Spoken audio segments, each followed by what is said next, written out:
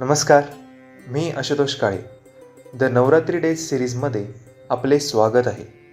यामध्ये नवरात्रीच्या 9 दिवसांचे मी महत्त्व सांगितले आहे. डे 3. आजचा तिसरा दिवस हा राखाडी रंगाचा, जो की संतुलन आणि स्थिरतेचे प्रतीक आहे. हा रंग समतोल भावनांचे प्रतिनिधित्व करतो आणि व्यक्तींना जमिनीवर ठेवण्यास मदत करतो.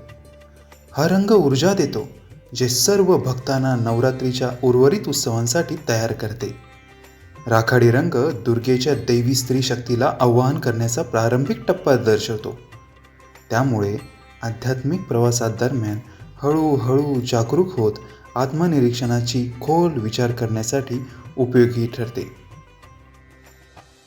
हा तिसरा दिवस चंद्रघंटा देवीला समर्पित केला जातो. ही देवी जगाला न्याय आणि शिस्त आणणारी आहे.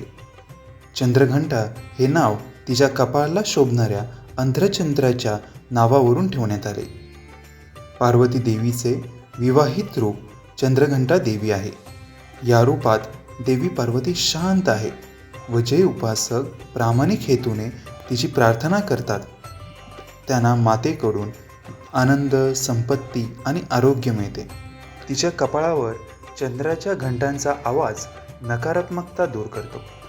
ती मणिपुरा चक्राची देवी आहे, जी नाभीवर स्थित आहे.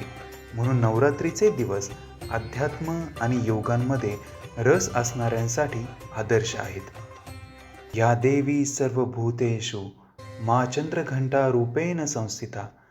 नमस्तस्यै नमस्तस्यै नमस्तस्यै नमो नमः.